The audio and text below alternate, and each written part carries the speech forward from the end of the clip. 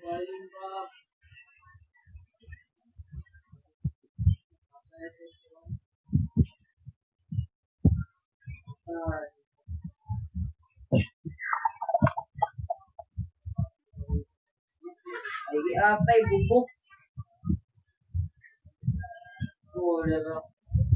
good morning, everyone.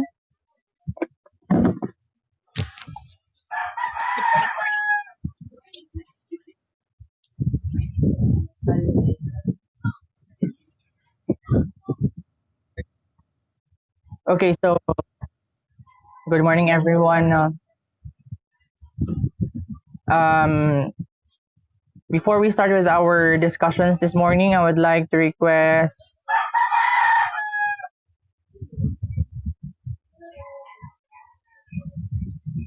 Miss Bitonio, please, to lead us for our opening prayer this morning.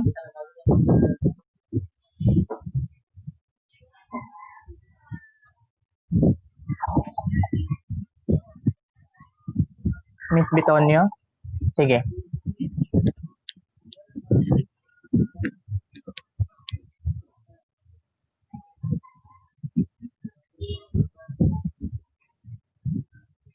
Give us this day our daily bread and forgive us our sins, as we forgive those who sinned against us. Do not bring us to the test, but deliver us from evil. Amen.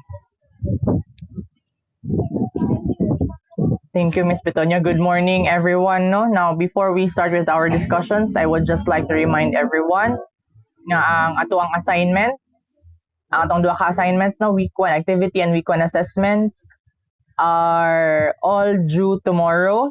That's a Saturday, no, October 17 until 11:59 in the evening, no.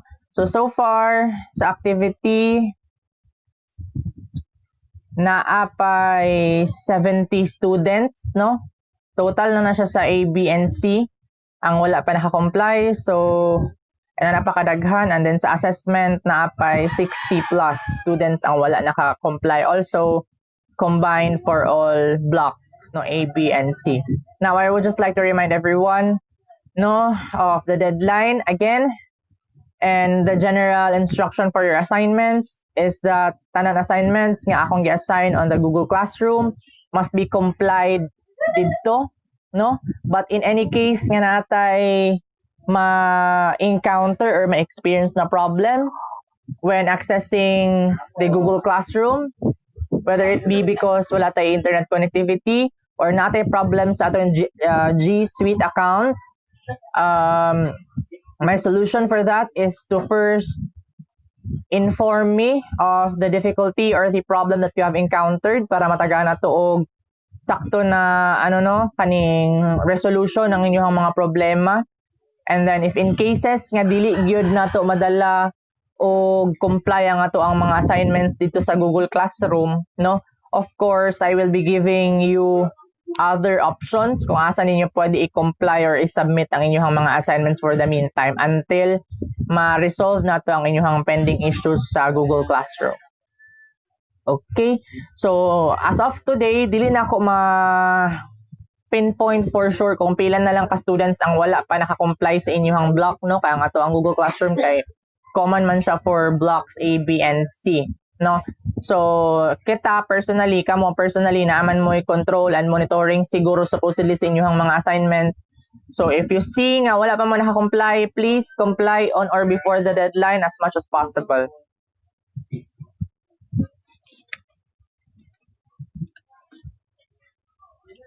Okay, now, before we start with our formal discussions for this morning, I would like to request everyone to please enable your cameras at the moment, no, para makita nato inyong mga dagway while I ask the questions and then you give me the answers. Okay, sige. So last meeting, no, that was the Wednesday this week. We discussed or we tackled topics on the foundations of obligations, no? General provisions on obligations. Ato ang gi-define ang term ng obligation. Of course, as far as the civil code is concerned, and as far as the general sense of the term is concerned, we also discussed juridical necessity. We discussed in length the requisites of obligations, no? Forms of obligations, and also the kinds of obligations according to subject matter or based on its subject matter. Now, this morning, we will start with our discussions on the sources of obligation. No, sources of obligation. That's Article 1157 of the Civil Code. Ang ato ang gi-follow. So, sa ako ang book, it's on page number 20. Sa inyo ha, unsa man na siya nga page sa inyong readings? Okay, 22. So sa inyong version sa libro, no, that's on page number 22. So sa ako is on page number 20. Okay, para sa mga lain-lain og versions ang libro. Okay, now last time, no, sa atong during our discussions sa general provisions on obligations, most sa ato ang mga example obligations are out of agreements, no, out of agreements of two persons, no. Last time ang ato ang example obligation was between person A and person B. No, so basically ang obligation nga dapat buhaton ni person A nag-arise or gikan sa ilahang agreement, no. So per se, ang source sa obligation ni person A with regards sa atong example obligations last time was based on their agreement, no. So this morning, we will be tackling the sources of obligations. No, sources of obligation. Unsa pa man day ang lain nga mga scenarios or unsa pa ang mga lain nga fixed events, no, or matters nga pwede nato makuhaan og obligations or asa pa day lain nga areas possible gikan ng atong obligation. So ang agreement is one source of obligation, but we will be discussing that in detail this morning under contracts, no. So under the Civil Code, no, sa Article 1157, ang sources of obligations nga iyahang gi-enumerate are only 5, no, 5 ka buok. So there are 5 main classifications sa mga sources of obligation, no. So number 1 is law. Number 2, contracts, no. Contracts where ang agreements will fall under, no, kay since a contract is an understanding between two persons, no, so ang agreements will fall under contracts. We also have quasi-contracts as a source of obligation. We also have acts or omissions punished by law, or number 4 is also termed as crimes or delicts, no. Ang number 4, acts or omission punished by law, is also termed as crimes, no, mga krimen. And also, lastly, the last source of obligation are quasi-delicts, no. So let us first discuss sources of obligation based on law, no.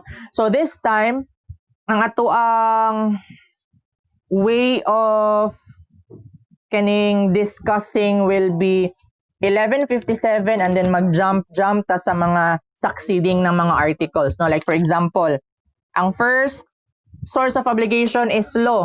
So ang legal obligations or obligations from law are on Article 1158. So mo jump ta sa 1158. No, ingon ana. So basically ang kanimang mga enumerated na mga sources of obligation dere sa pages 22 sa inyong book are just simple definitions, no, ana na mga terms. For example, definition of law, definition of contract, basics lang sila. So ang ilang in-depth na mga discussions are on the succeeding pages. Okay? So the first, no, na source of obligation is the law, of course, no. Ang basis ani is on Article 1158 of the Civil Code on the provisions for legal obligations, no. So obligations arising from law or mga obligations gikan sa ato ang mga balaod are also known as legal obligations, no. So Article 1158 says obligations derived from law are not presumed. Noon sa may pasabot sa presumed. Let us define the term presumed. kung ma-notice ninyo, no, as we go through with our discussions, kung naatay mga ma-meet na mga peculiar, no, or mga strange na mga terms, ato gina sila always i-define una. Because ang uban terms, manggod, no, have legal implications or legal definitions nga dili parehas sa iyahang usual na definition sa term. Like, no, for example, last time we discussed the term damages, no? Ang term nga damages per se, simply lahi man ang iyahang definition as compared to the definition as far as the law is concerned, di ba? So I suggest sa inyo, no, when you do your advanced reading, kung naagani mo yung ma-meet na mga terms nga dili ninyo masabtan or dili mo sure sa meaning as far as law is concerned, research daan on sa ilang legal definition, no?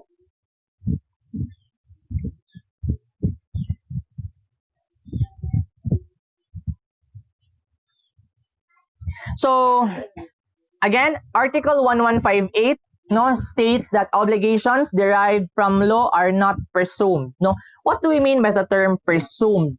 No, the term presumed simply means expect or assume.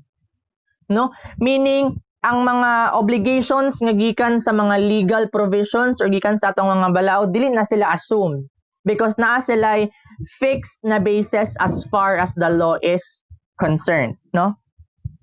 Only those expressly determined in this code or in special laws are demandable and shall be regulated by the precepts of the law which establishes them, no? So naa di ay duha ka main kaning sources of obligation under law, no? We have the civil code, of course, because the civil code of the Philippines is the overall kaning legal basis, no, as far as obligations and contracts is concerned. Pero of course na ay mga what we call special laws, no? Under these special laws naa gihapon tay mga contractual obligations or legal obligations nga pwede ma-arise, no?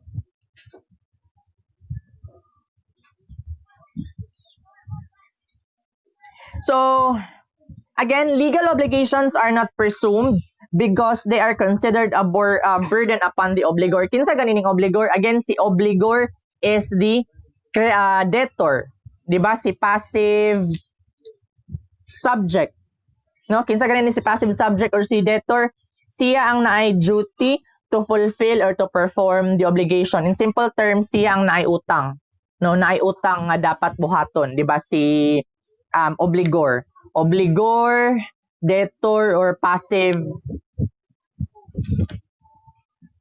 no, obligor, debtor, or passive subject, no, kana sila mga similar terms man na sila.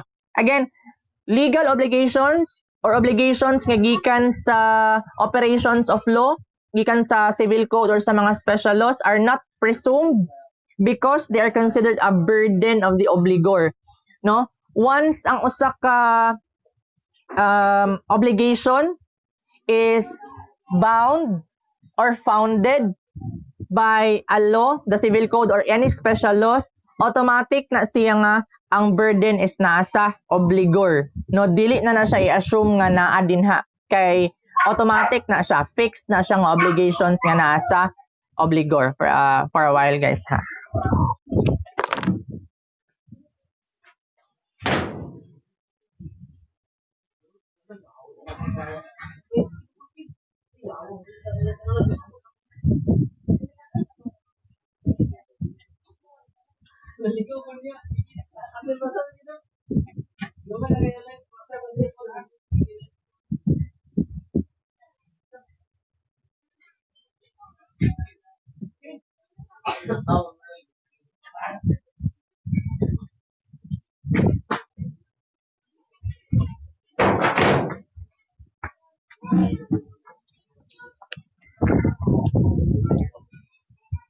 Okay, let us continue.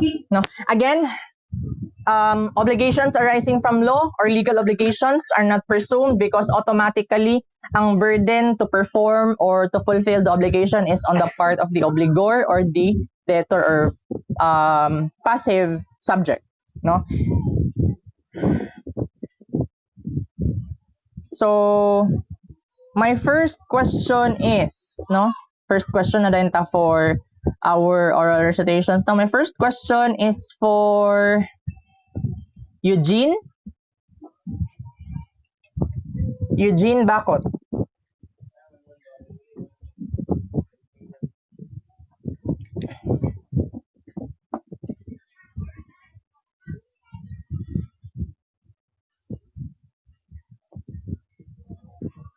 Eugene?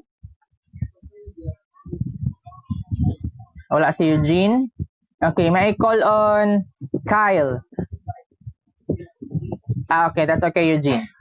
How about Kyle? Kyle Sulia?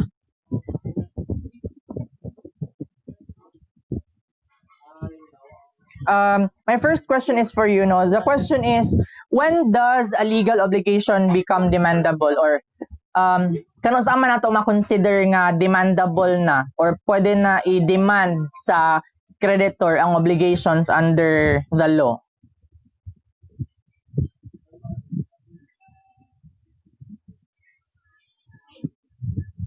Kyle?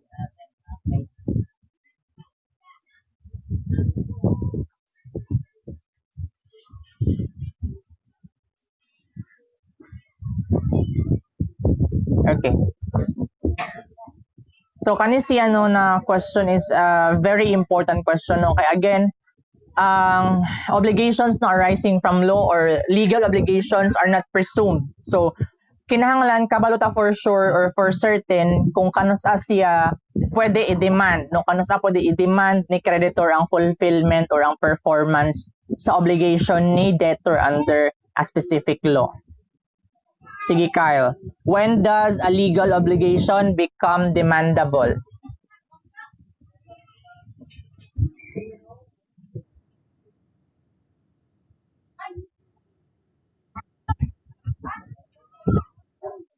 Kung dili makig-settle,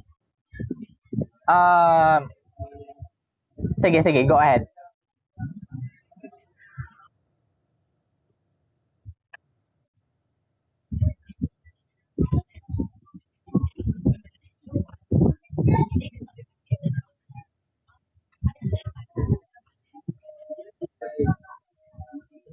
Okay. Ang term nga demand, no, ani nga context is dili ka nang magdemanda or magpasaka og case, no, but kano sa pwede i-require ni creditor si debtor nga i-perform na niya iyang obligation. Sige, any other idea? May I call on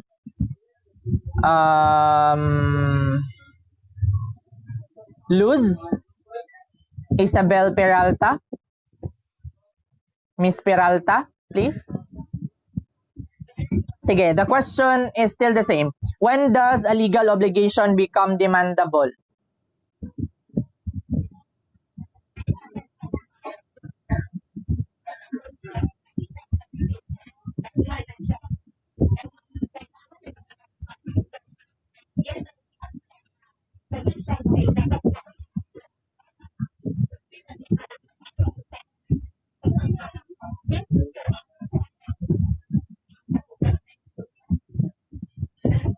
Okay, sige. So, sige, go ahead. And,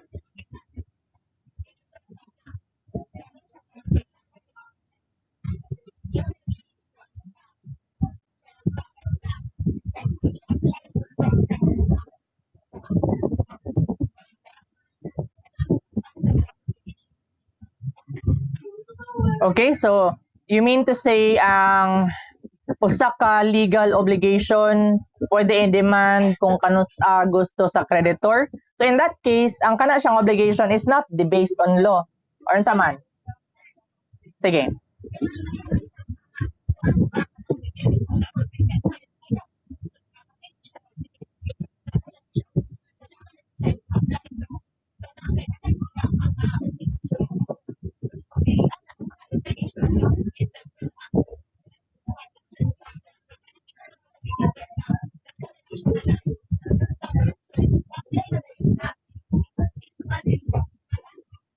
Sige, I have a follow-up question, Ana, no?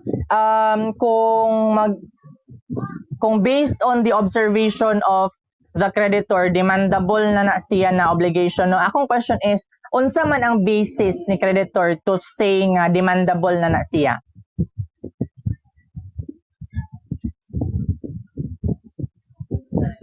Ms. Peralta? Okay. So ingon si Mr. Bakot, no, nga if niabot na daw ang due date, ay na daw demandable. Sige, Ms. Peralta, go ahead.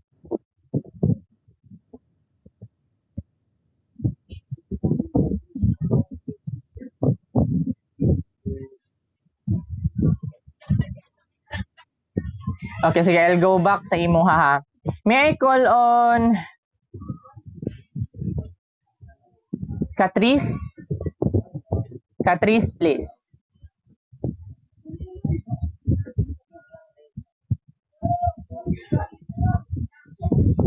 Catrice?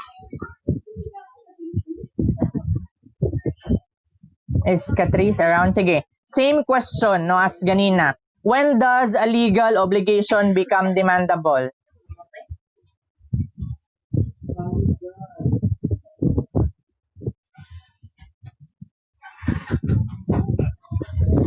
Naa na siya sa inyohang libro ha. Isa na siya ka sentence di ang answer.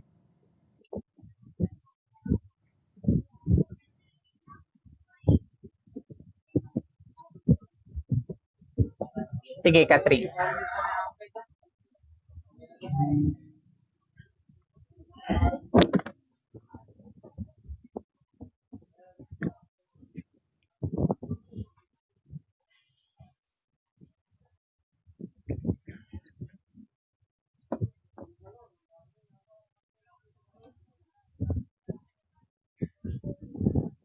Sige. Catrice? Any idea? Anybody else?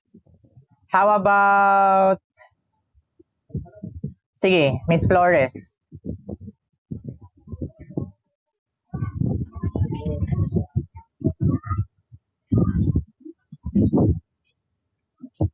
Very good. Now, when we speak of the term demandable, no, meaning kung ako si creditor, unsa man ako ang basis para moingon ko ni debtor nga, debtor, kani siyang obligation nimo is demandable na ni siya, no?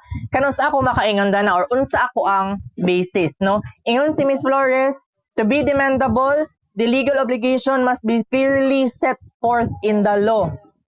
No? Again, ganina nag-ingon ta, a legal obligation is not presumed, no, because automatically kung naa siya sa applicable nga law, no, under special laws or the civil code, automatic na siya nga obligation ni debtor, no? So to answer the question, when does a legal obligation become demandable? No, a legal obligation becomes demandable if it is clearly set forth in the law.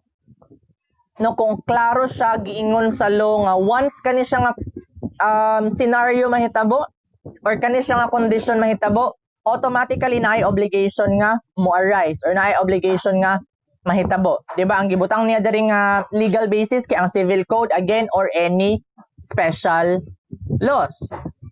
No? So unsa may fixed na example aning legal obligation, no? Ang pinaka-fixed nga example ani, no, is ang usa ka type of special law which is ang atoang National Internal Revenue Code, no, or ang Tax Code of the Philippines, no. So unsa man nga automatic, no, unsa nga automatic obligation ang ihatag sa atoa dahil sa atong tax code, no. Ang atong tax code, to simply put it, no, para dita technical, nag-ingon sa tax code, once na kay source of income, no, required ka to report your income, no, not necessarily nga naa kay bayaran nga tax, but automatically kinahanglan ka mag-report og income, no. Dili na siya presume, meaning walay conditions nga makaingon nga exempted ka bisan pag naa kay income, no, because that is fixed legal obligation is not presumed, is not assumed, is not open to interpretation. As long as ang obligation clearly og ingon sa law, no, either sa civil code or any special law, automatically kana siya nga obligation naa na siya.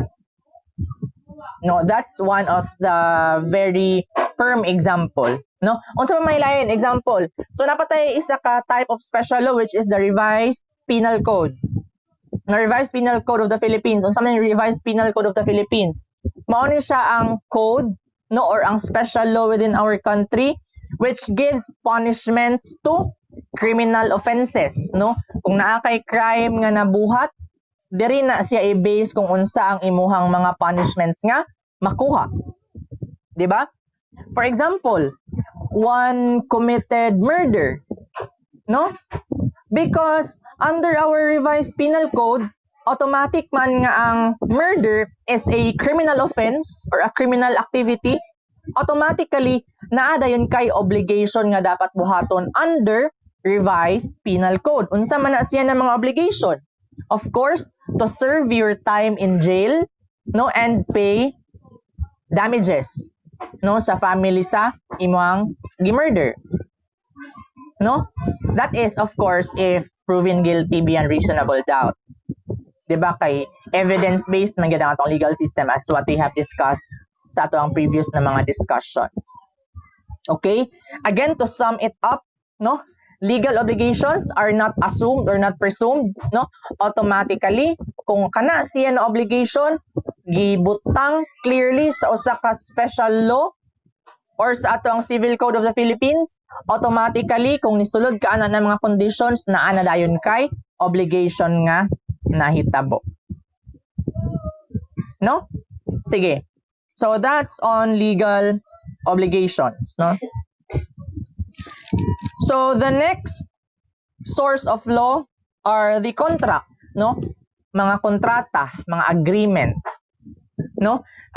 Sa atong discussions last time, again, sa akong giingon kaganina, most or all of our examples, no, example obligations nga ato ang gipang-analyze last time were based on agreements, no, agreements between person A and person B, agreements between X and Y, no. So before we discuss the obligations, no, which will arise under a contract, let us first answer one more question. So this question is for Miss Busho, Jasmine.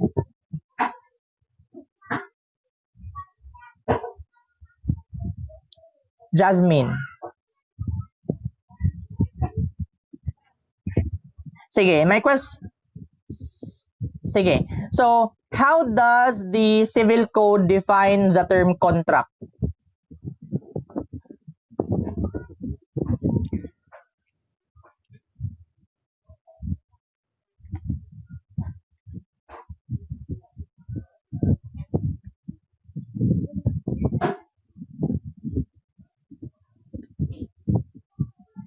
Miss Busho?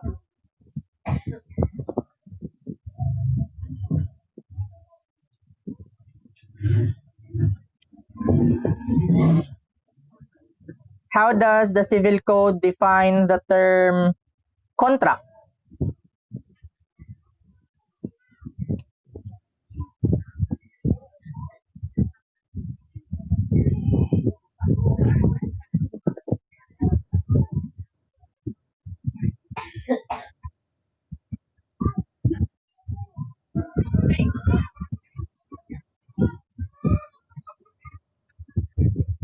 Okay, very good. So that's on Article 1305 of the Civil Code, no?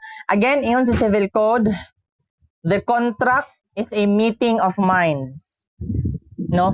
The term meeting of minds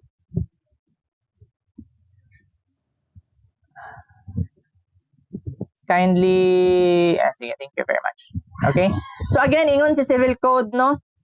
Under Article 1305, a contract is the meeting of minds, no? What do we mean by meeting of minds, no? Na ay mutual understanding ang duha ka parties, no? Sa atong example last time, si person A and person B. What do we mean by mutual agreement? no? Mutual agreement or mutual understanding.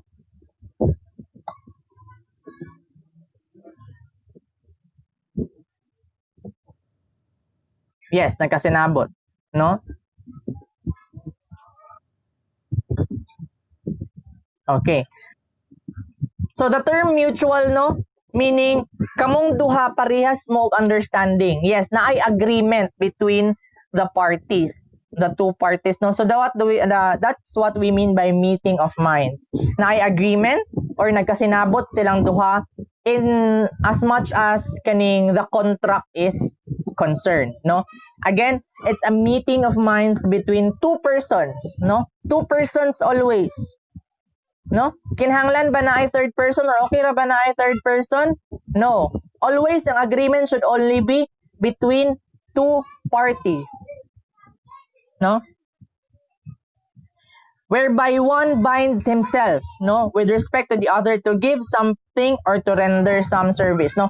So kani pa lang daan nga definition sa term nga contract, no, as provided by the civil code, makita na nato diri, di ba, ang obligation. No, asa man nga part diri nakita ang obligation kaning to give something or to render some service, di ba? Again, let us go back sa definition sa term nga obligation nga gihatag sa civil code, no, article 1156. An obligation is a juridical necessity to give, to do, or not to do. No, sa definition pa lang daan sa term nga contract under the civil code, klaro na kaayo nga indeed a contract is a source of obligation. 'Di ba? One binds himself, no? Sa contract daw ang usa binds himself, meaning iyang gitagaan og responsibility ang iyang self, no? Nga maghatag og something or magbuhat og service for another person, no? By binds himself, no? We can safely say nga ang katong tao nga nag-ingon nga yes, ako ni ihatag sa imuha or yes, ako ni buhaton for you, no, naa siya'y unsa man initiative, no, open sa iyahang heart ang pagbuhat sa obligation, meaning dili siya dapat forced, no, dili siya dapat intimidated or dili siya dapat forced to do or to bind sa contract, no. So sir, how can we say nga naay contract or naay usa ka contract nga pwede na mo gamiton to support an obligation, no? How can we say nga ang amuang agreement pwede na mo magamit, no, para i-demand, for example ako si creditor, no, unsa man akong timailhan sir nga ang amuang contract nga gibuhat pwede na ko gamiton para i-demand kang debtor ang iyahang obligation, no. Let us jump to number 2, no, requirements of a valid contract. Unsa may kinahanglan naa sulod sa usa ka contract, no, unsa may kinahanglan sabutan sulod sa contract para mahimo siyang legally binding na contract. So kana siya, makita nato ang detailed, no, explanation or discussion on the requirements of a valid contract sa article 1306 of the Civil Code. Pero kani siya manggod ang contracts ato ni sila i-discuss at a later topics nung nga kanang contracts gid ang ato ang focus this time, obligations pamanta. So under article 1306, no, there are 3 main requirements to form a contract, no. So the first, I hope kay inyo haning i-take note, no, para sa inyong study outline, no. So the first requirement of a valid contract are under article 1306 is the consent of both parties. What do we mean by consent? No, so consent. Consent is the permission for something to happen. No? Gitagaan sa both parties og permission ang contract to take place, no, or to be formed, no, naay consent ang both parties, no. Sama sa akong gingon ganina, since one binds himself, kinahanglan consensus, no, naay permission from both parties, no, wala sila gipugos nga mosulod ana nga contract, no. So naay consent ang both parties. So that's requirement number 1 for a valid contract under Article 1306.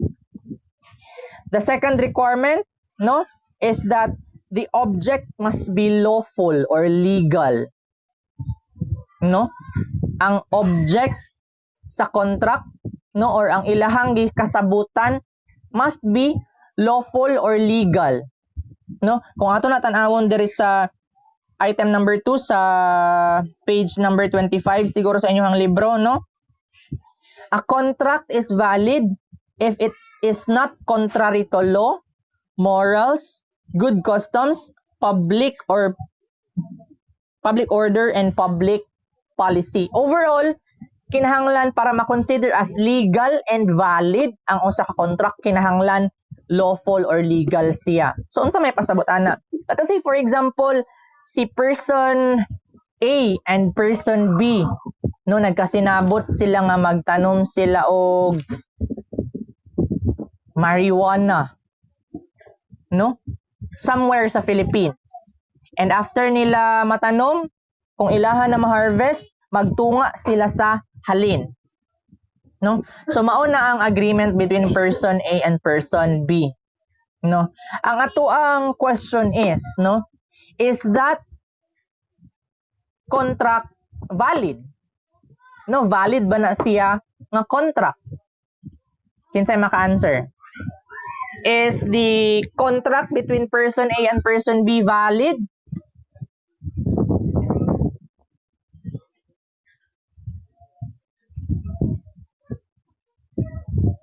Valid ba siya? Kung naipirma sa both parties, considered valid. What else? Kinsay lain makahatag og idea?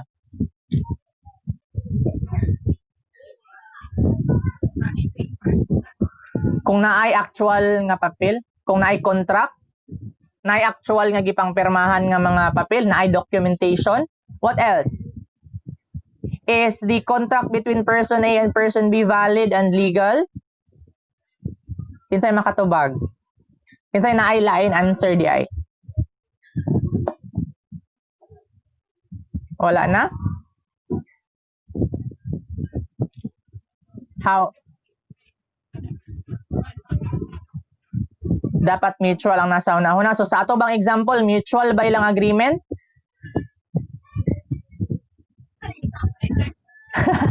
Okay, ang ato ang sample ng contract, no, again akong i-repeat para sa tanan. Si person A o si person B, nagsabot sila na magtanom sila og marijuana, no, within the Philippines, and after nila ma-harvest ang ilahang mga gipang tanom, no, ilahang tungaan ang halin sa ilahang mabaligya. The question is the contract between person A and person B valid? Sige, kinsay makatubag? Or kinsay makahatag og lain nga tubag? Again? Miss Galgo? Valid? Just only? Sige, Miss. Sige, isa lang ha. I would like to hear from Rosel. Diola? Nganong invalid man siya?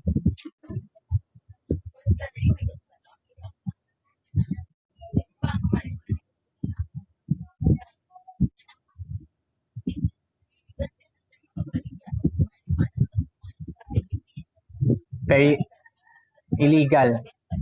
Very good, 'di ba? So ako pa lang gid ba ko giingon nga a contract is valid if it is not contrary to law, morals, etc., etc. No? Although kato siya nga contract is a good contract ngano man, naay mutual agreement, naay consent, no? Both parties willingly consented for the contract to happen, no? Pero the question is the contract valid? The answer is no. Ngano man, for a contract to be valid, it must not be contrary to law. No, ang ilahang object sa ilang contract, which is magtanom og marijuana and ibaligya na siya within the Philippines, is an illegal activity under our laws. Diba? So very good, Miss Diola, no? Sige, so that's requirement number 2 no of a valid contract. The object must not be illegal. It must be legal and lawful, no?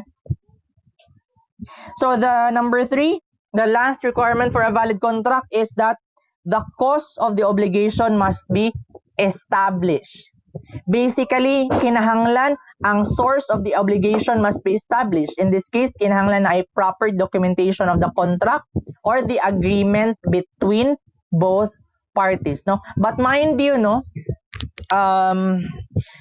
ang contract, no, 'di ba? Kung madumduman ninyo last time sa atong discussion on forms of obligation, 'di ba? Asam na siya na page, ha? There is a forms of obligation, 'di ba, sa atong discussion last time, no? Atong gingon as a general rule, walay required na form ang obligation, 'di ba?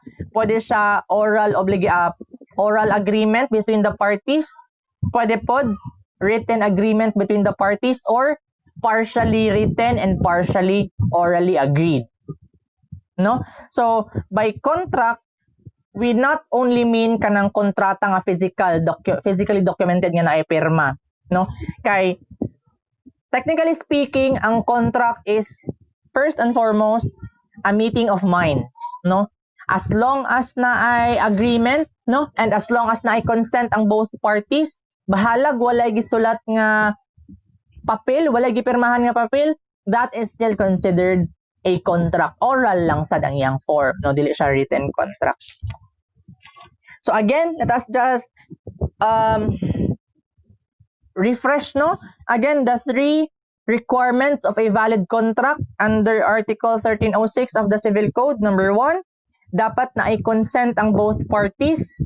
Number 2, the object must be lawful or legal.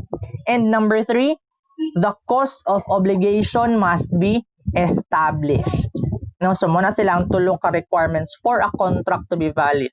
No, of course, ang pinakadako nga issue diri, no, aside from consent, no, and mutual agreement, aside ana, ang pinakadako gid nga issue as far as contracts are concerned is actually ang object, no. Kato atong discussion ganina nga kung legal ba siya or illegal ang ilang object of the contract.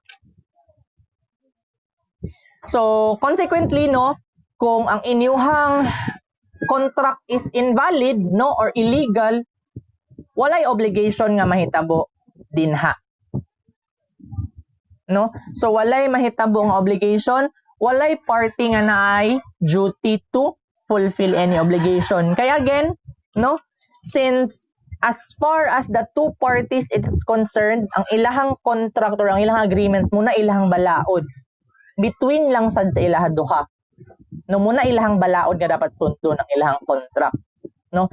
So since ang contract is ang ilahang source of obligation, kung invalid ang contract, walay mo arise nga obligation. Okay? No? So usa sad sa pinaka nindot nung kaning part or chunk sa definition sa term na contract is on good faith, no?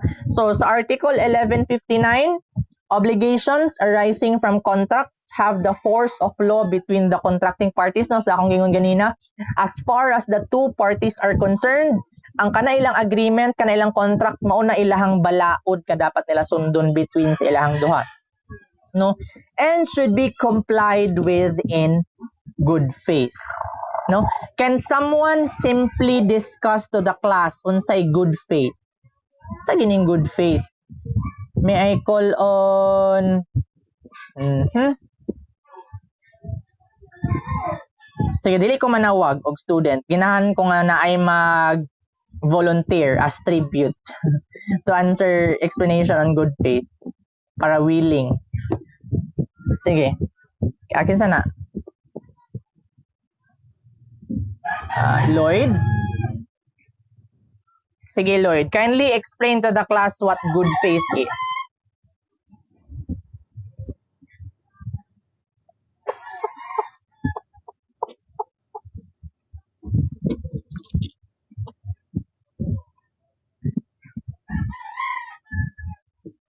Okay.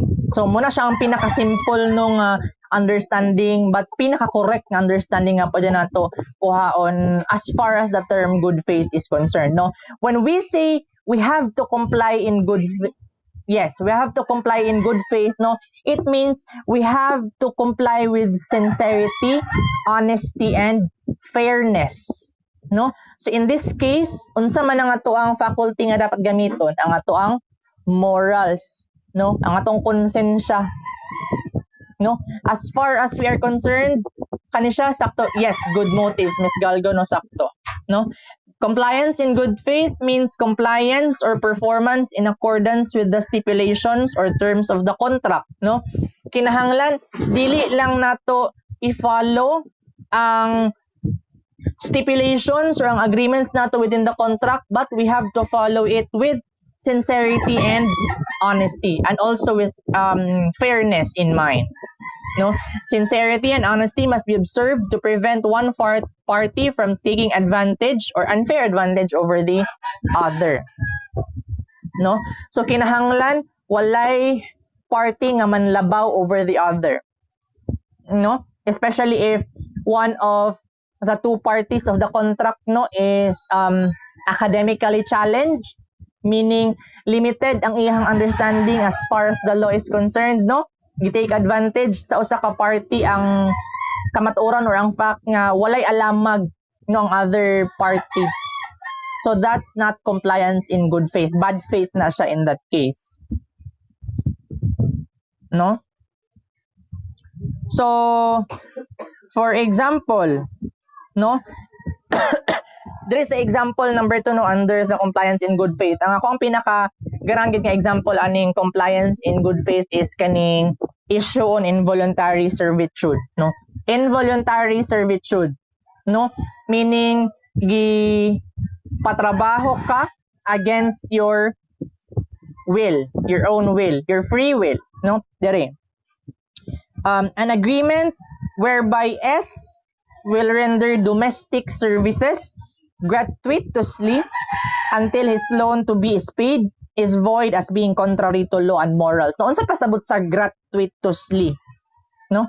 Si S daw kinahanglan siya maghatag og domestic service gratuitously, no? By domestic service pasabot himuon siya og siguro katabang, no, asulod sa balay kay domestic services man na siya. Any services nga pwede buhaton ni S sulod sa panimalay ni B. But what do we mean by the term gratuitously? The term gratuitously means ang usa ka tawo maghatag og butang or magrender og service free of charge, meaning dili siya bayaran, no? Walay involvement of payment, no? So that's what we mean by the term gratuitous or gratuitously, no? Meaning si S magrender siya og domestic service nga walay bayad, no, until mabayaran niya ang tibuok niya nga utang kang B, no? So kana siya is an issue on involuntary servitude, no? Although yes, pwede mo ingon si B nga nag-agree man si S, no?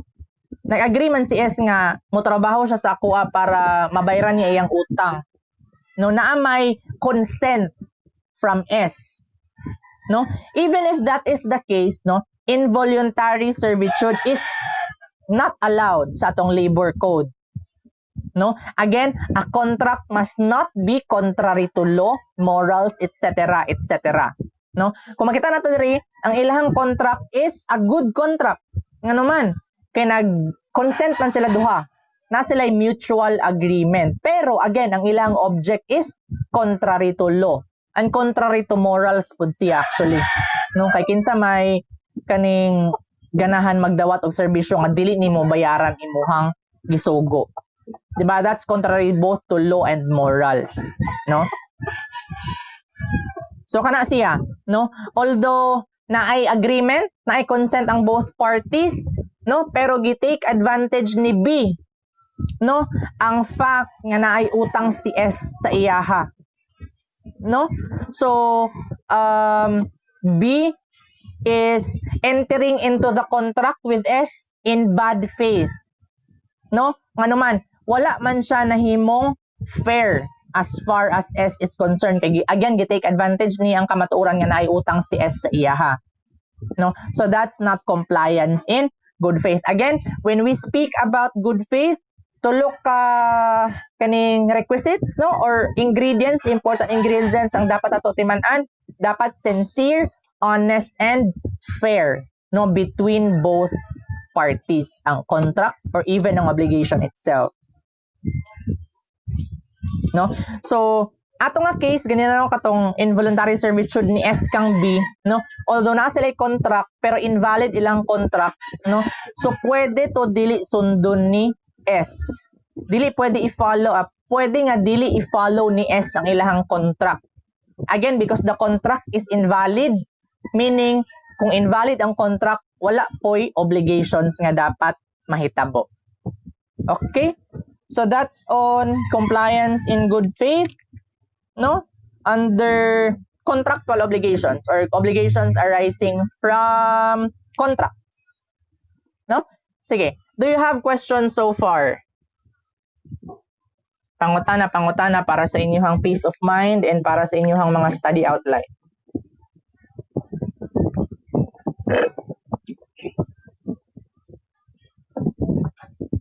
Questions?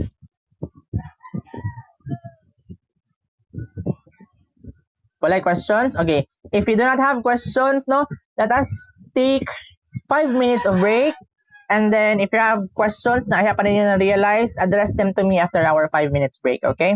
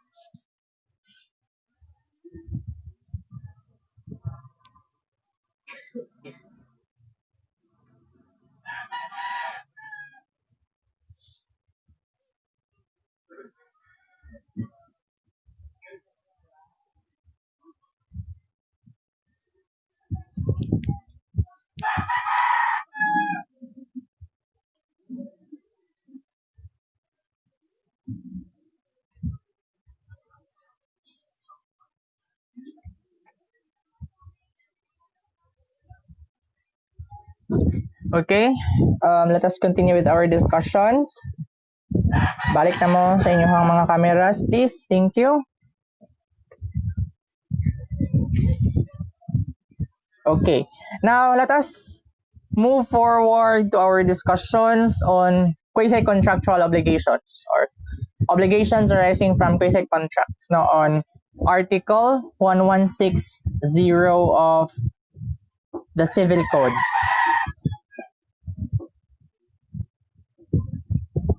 No, so ang Article 1160 pertains to or discusses obligations arising from quasi-contracts, no? Otherwise known as kining contracts implied by law, no? So what do we mean by the term implied, no? Ato gyud dapat sabton ang kada term nga ato ang ma-meet or ma-encounter, no? The term implied, no, basically means suggested but not directly expressed, no? So when we say a quasi-contract is a contract implied in law, no? Naa siya sa ato ang balaod pero wala siya directly giingon, no? It arises out of interpretation of the law, no? So a quasi-contract is a juridical relations, no, resulting from lawful, voluntary, and unilateral acts, no, whereby no one must be unjustly enriched or benefited at the expense of another. No, so basically, kani siya nga obligation from quasi-contract, no, wala siya actually directly giingon sa ato ang balaod, pero implied lang siya, no, suggested, no, assumed as far as the law is concerned, no? So under quasi-contracts, we have two principal kinds, no? Natay duha ka principal kinds of quasi-contracts, namely number 1, negotiorium gestio and solutio endebiti, no? Number 1, let us discuss number 1, negotiorium gestio, no? Negotiorium gestio is the voluntary management of the properties or affairs of another without the knowledge or consent of the latter. No? For example, balik ta, diretso ta sa atong example diri sa libro, no? So, sa example, no, X went to Baguio with his family without leaving somebody to look after his house in Manila. No? While in Baguio, a big fire broke out near the house of X. No? Through the efforts of Y, a neighbor, the house of X was saved from being burned. However, Y incurred expenses. No? So, ang nahitabo is that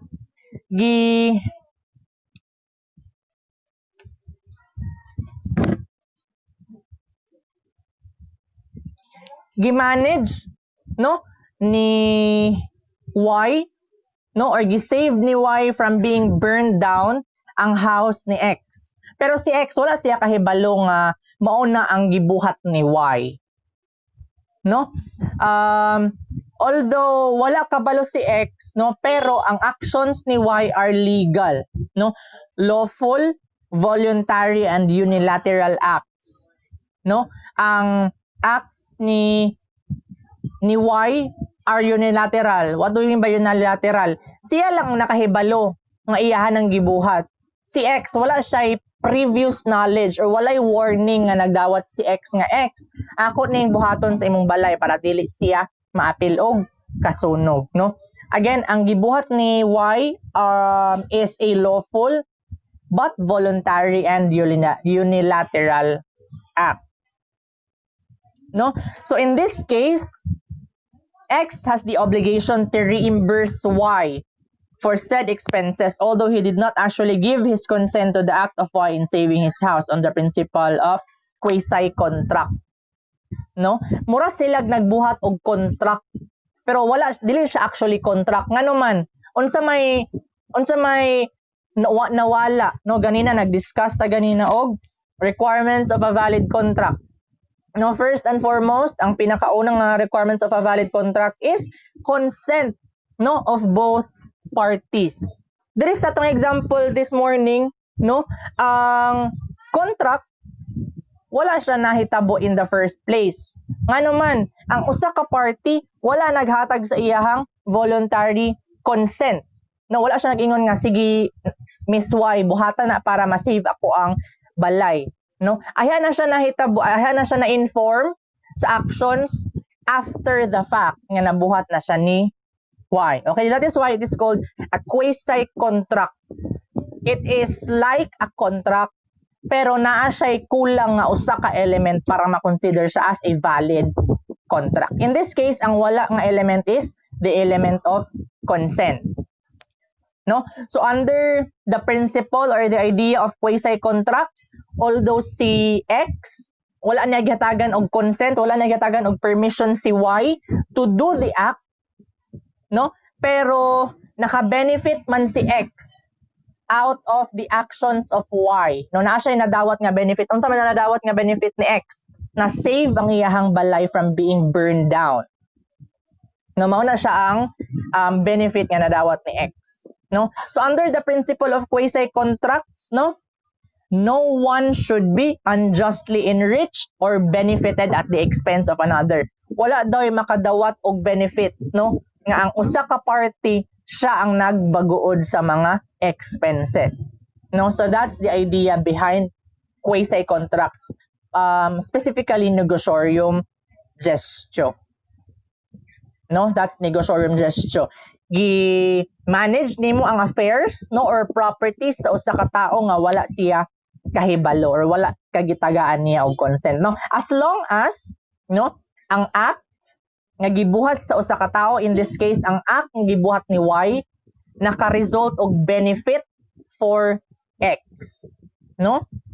However, kung ang gibuhat ni Y kay walay benefit, no, on the part of X, no, tungod kay nakita ni Y nga walay nagbantay sa balay ni X while nag-travel siya, no, iyahang gipabutangan og fence ang balay ni X nga walay kaning valid reason behind, no, hagas lang niya gibutangan og or gipabutangan og fence ang balay ni X. no? In that case, no, naka-benefit si X. Pero, no, ang expense nga gibuhat ni Y is unnecessary, meaning dili siya required for the situation. 'Di ba? Sa katong scenario ganina nga gi-save ang balay para dili masunog, that is a necessary act nga dapat buhaton ni Y. No, in that case, pwede siya maka-demand og reimbursement or refund from X para sa iyang mga nagasto nga expenses. So that is on the first kind, no, of quasi contracts, which is negotiatorium gestio. So the next, no, kind of quasi contracts is called solutio indebiti.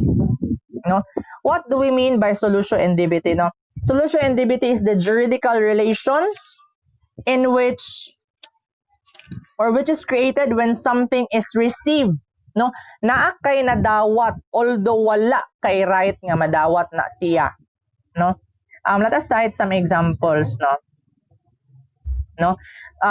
Aside from that definition, no, solutio indebiti also talks about undue payment, meaning naay gihatag sa imuha or naay gibayad sa imuha pero wala kay katungod nga mo dawat adto nga, for example, amount of money or payment, wala kay right in any sense nga mo dawat adto, no.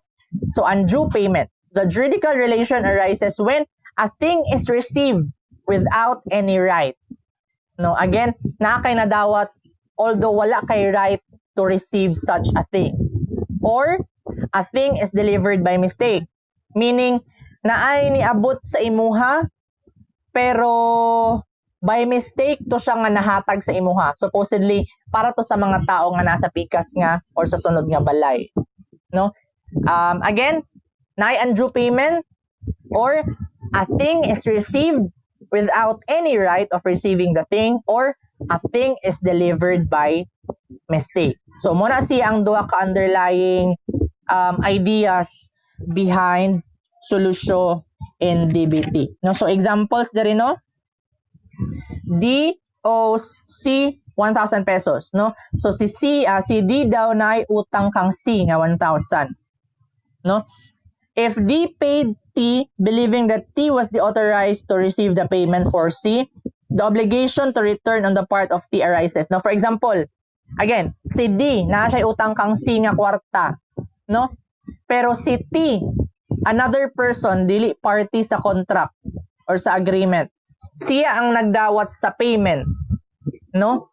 Tungod kay nagtuo si D ang utangan nga gi-allow ni C si T nga siya ang mag-collect, no, meaning kaning wala kahibalo si D nga dili day authorized ang tao nga modawat sa iyahang payment, no.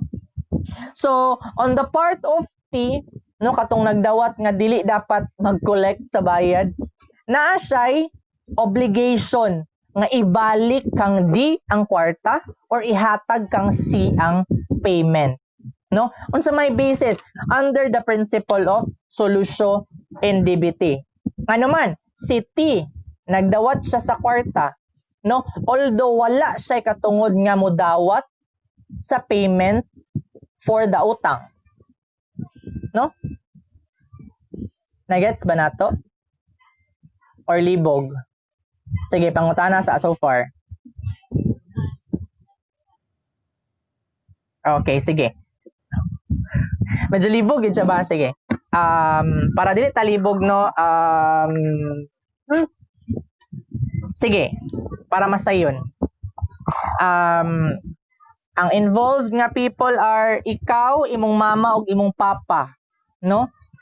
Imong mama, no, nangutang sa imuha og kwarta. Nangutang sa imuha og kwarta imong mama, no. Pero ingon imong papa nga ihatag sa ako ang bayad kay ingon imong mama sa ako nimo ihatag, no, ingon imong papa. Pero di ay wala gi-authorize sa imong mama or wala nag-agree imong mama nga imong papa ang magdawat sa iyahang wait ha. Wait. Again, no? Imong mama naay utang sa imuha nga kwarta, no? And then nag-ingon imong papa sa imuha. Nag-ingon imong papa sa imong mama nga, ma, sa ako ay ihatag. Ingon imong anak nga sa ako nimo ibayad ang kwarta, no? Pero wala nimo gitagaan og right. Wala nimo gitagaan og authority imong papa nga i-collect ang utang sa imuhang mama, no? In that case, on the part sa imong papa, naa siya'y obligation nga ibalik sa imuha ang bayad, no? Because wala man siya right to receive or to collect, no, under the principle of solusyo indebite. Therefore, in shorter terms, no, kung kinsay nagdawat og something nga wala siya right nga modawat ana, naa siya obligation to return the thing under the principle of solusyo indebite. Questions? Further questions for solusyo indebite?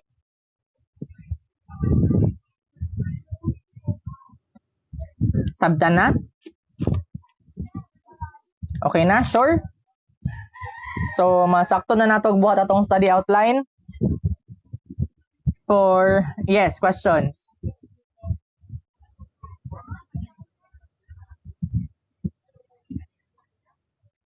Again?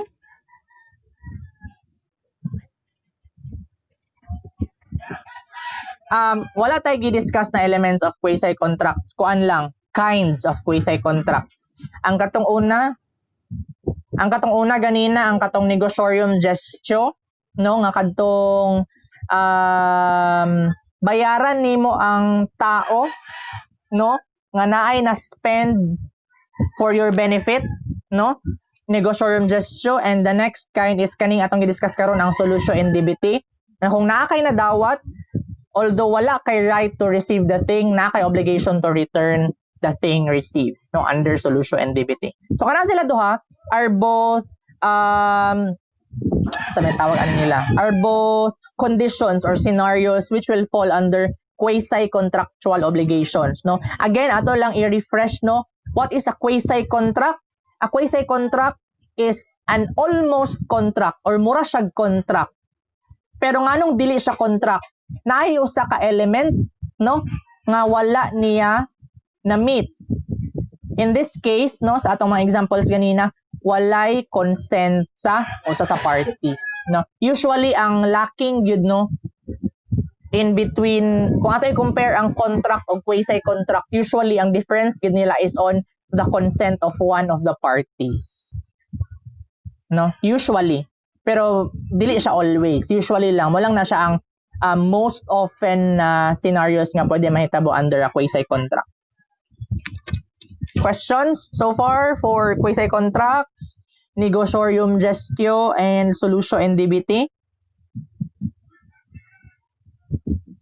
No? So kung pangutanon bata, kung tagaan-tag scenario, no, sample obligations, distinguish or makabalo na bata kung ang scenario nga nahitabo kay solusyo indebite or negotiorium gestio? Maka-answer na ba ta sa tong assignments? No? Okay, sige, let us move forward with our discussions. We still have 30 minutes. I think isa na lang ka source of contract ato ang ma-accommodate. We will leave out the last, no, source of obligation for next meeting. So as of today, ato ang ma-discuss lang is until source number 4 on crimes and delicts, no, or liabilities arising from crimes or delicts, no. So let us now go to the discussions on palihog ko og mute, thank you. See, let us go to discussions on Article 1161, no, of the Civil Code. So civil obligations arising from criminal offenses shall be governed by the penal code or penal laws, subject to the provisions of articles blah blah blah of the Civil Code regulating damages, no. So kinsa na palihog ko og mute sa Microphone, please, Miss Flores.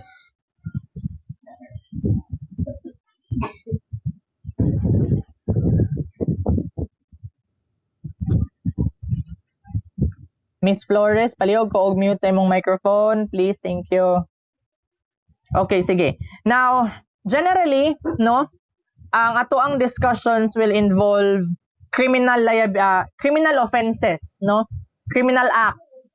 Pero dili ta mag-focus dito sa criminal liability, no? Kay most of criminal activities, no, kanang mga crimes. Miss Flores, kindly mute your microphone.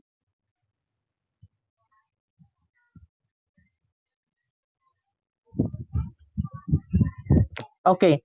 So again, no, most criminal activities or criminal offenses nagi na siya duha ka liabilities nga involved, no? Criminal liability and civil liability. No, as far as the civil code is concerned, ang kaning civil liability lang ato ang concern. No, kay ang kaning criminal liabilities niya or criminal offenses or criminal punishments niya dito na siya sa Penal Code of the Philippines or the revised Penal Code. No, so civil liabilities arising from crimes, no. Oftentimes, no, akong ingon ganina, the commission of a crime causes not only moral evil but also material damages, no. From this principle, the rule has been established that every person criminally liable for an act or omission is also civilly liable, no. Always good siya, no.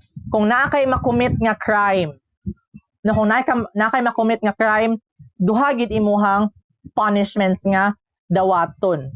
Punishment, no, for your criminal liability and punishment para sa imuhang civil liability. Now, unsa di ang difference between a civil liability, no, and a criminal liability, no?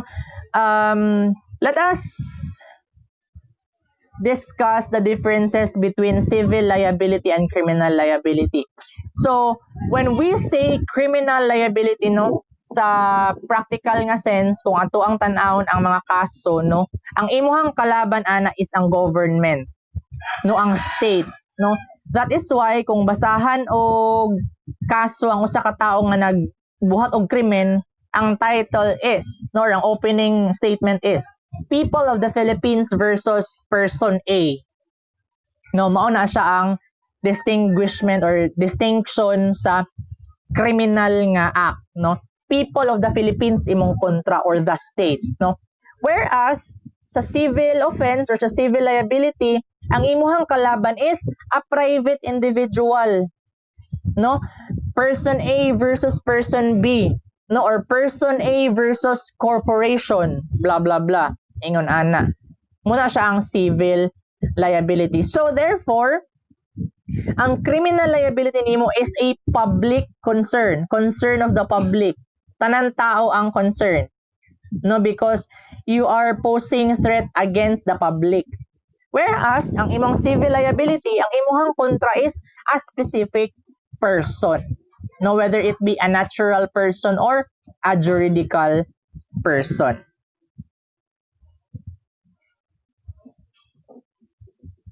Let us now discuss the scope of civil liability. Unsa man ang possible nung punishments as far as civil liability is concerned kung naa kay mabuhat nga crime, no. Number 1, na siya diri sa page number 27 or I guess sa inyong version sa book ay page number 29. Number 1 is restitution. Unsay pasabot sa term nga restitution? No, ato ana sa ang A.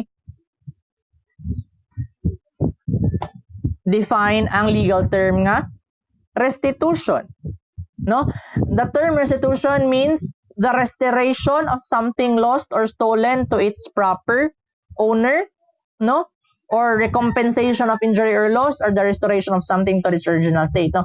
This is applicable for crimes most probably involving theft or robbery, kanang nangawat, no, nanguha og something nga dili iyaha.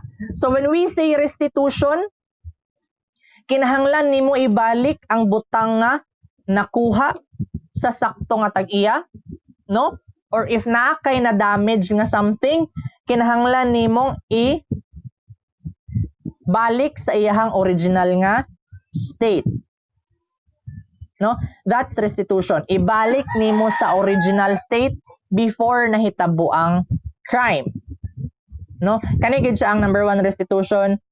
Kaning applicable kayo ni siya for again robbery and theft. Kanang naay mga nanguha, nangawat ingon ana. So kung nangawat ka or naka-commit ka og robbery or theft, no?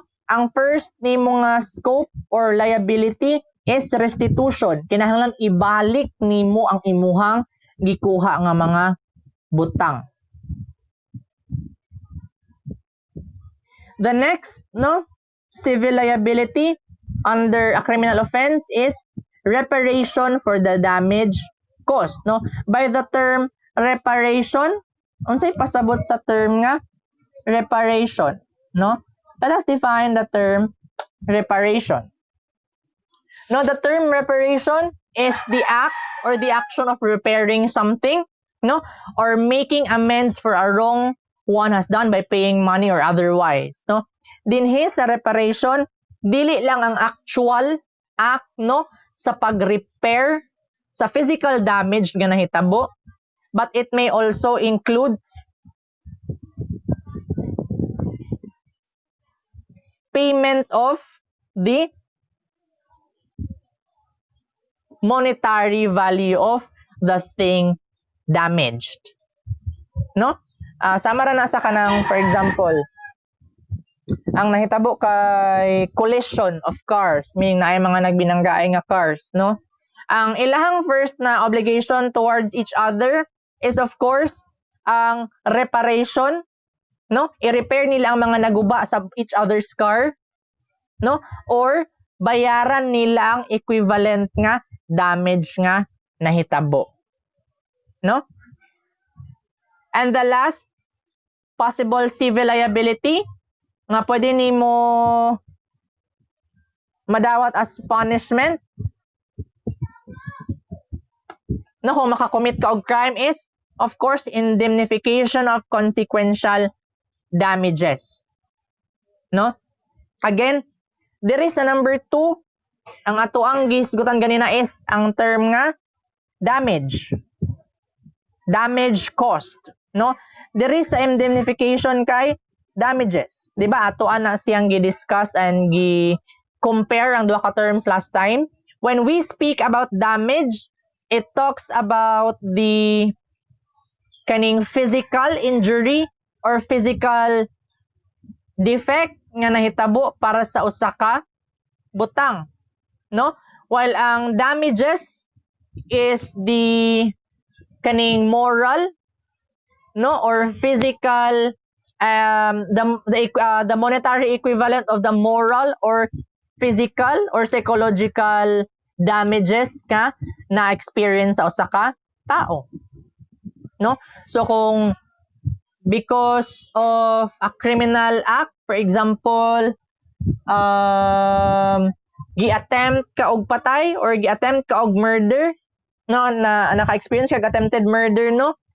Because of that experience, naka-experience pud ka og anxiety, no, or depression, no? Kanang anxiety or depression, pwede na nimo siya i-claim as psychological damages, meaning pwede ka bayaran para ana sa tao nga nakasala sa imuha on top of, no, the kaso on attempted murder, no? That's on indemnification of consequential damages. When we say consequential damages, we speak about the resulting damages, no?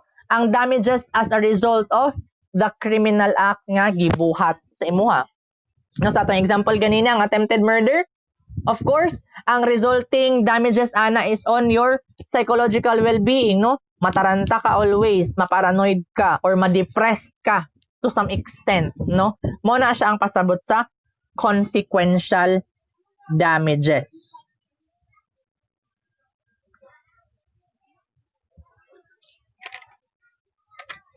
So let us take the example no under the civil code. Kaning under sa crimes or delicts no kaning naa diri sa page number 27 sa akong book pero siguro page number 29 sa inyo no. The crime is si X gikawat niya ang sakyanan ni Y no. If X is convicted no unsa man niyang crime theft no or carnapping no, kung masentensyahan or ma-judge si X nga guilty sa pagbuhat ana nga crime, the court will order X no.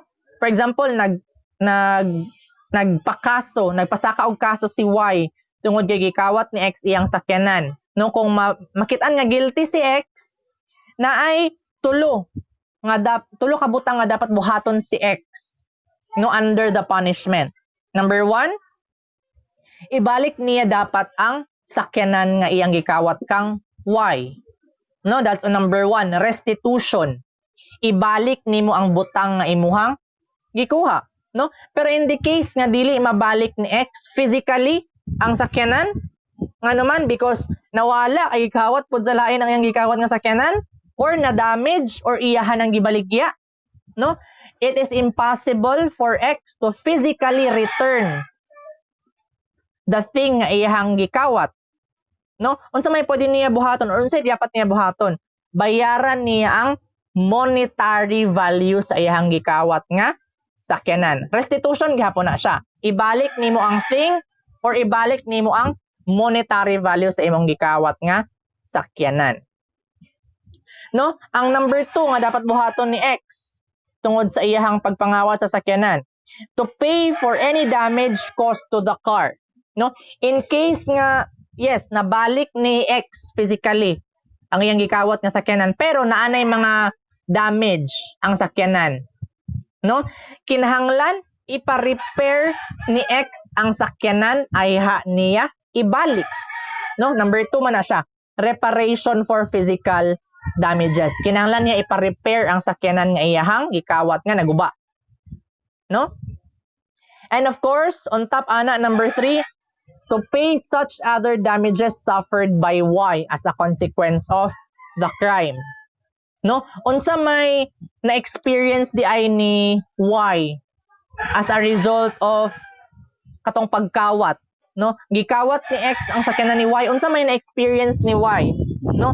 Siguro nakagasto siya og mga transportation charges no as a result nga nawala or gikawat iyang sakyanan no. So kadto ang tanan nga mga nagasto niya nga transportation as a result of the crime nga gibuhat ni X, pwede niya i-claim as economic damages. Unsay pasabot sa economic damages no?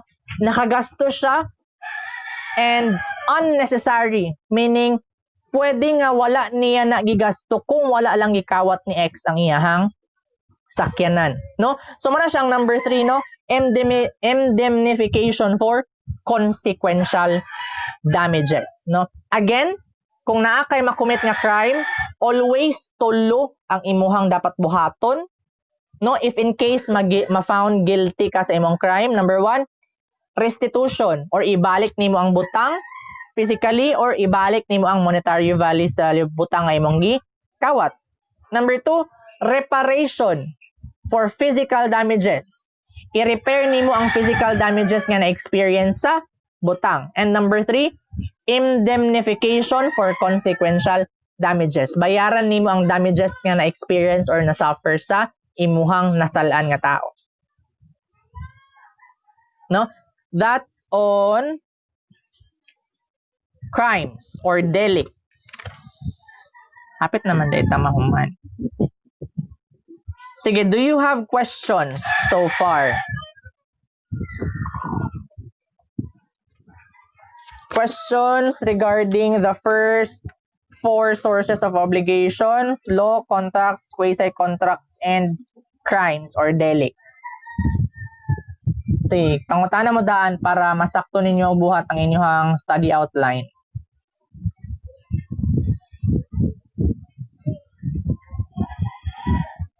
Questions so far?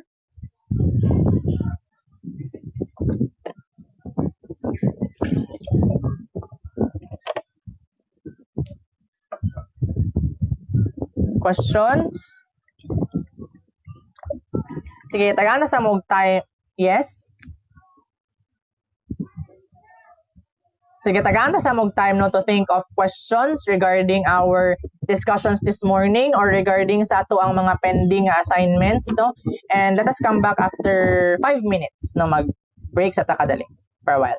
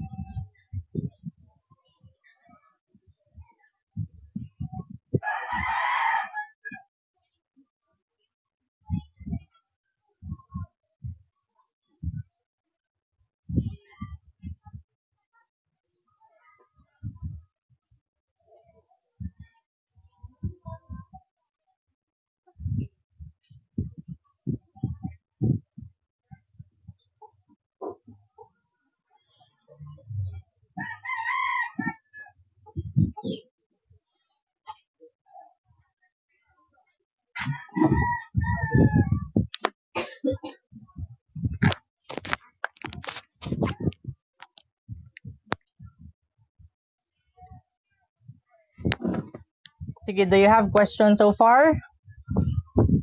Regarding our discussions this morning, our discussions last meeting, and regarding our assignments?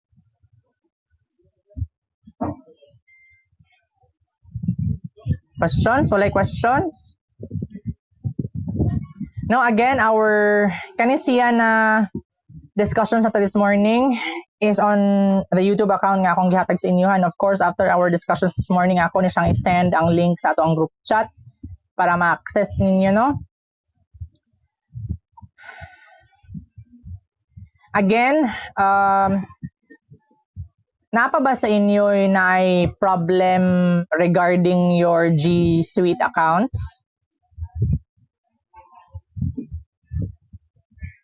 Napa ba? Napa ba dili makasulod sa Google Classroom? Napa ba dili maka-edit sa mga Google Docs nga akong gi-attach sa assignments? Not to resolve diri karon mentras napatay time.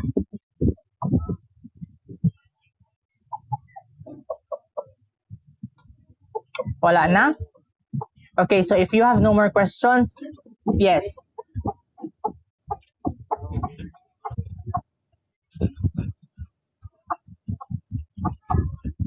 Yes, that's fine. No, as long as no, again, kung dili ninyo ma-access, no, ang Google Docs nga ako ang gipangbutang sa mga assignments, pwede ra mo actually mag-attach og file dito sa assignment nga akong gibutang.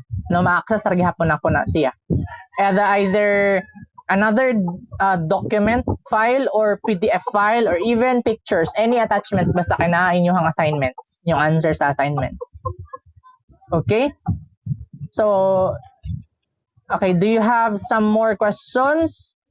If you have no more questions, we are dismissed for this morning, and I would just like to remind again everyone for the last time, ang atong assignments for week 1 discussions are due tomorrow, Saturday, October 17 until 11:59 in the evening. No, so napa mo until tomorrow evening para mag-complete yung assignments. Okay? So if you have no more questions, you are dismissed and see you on Monday. Bye.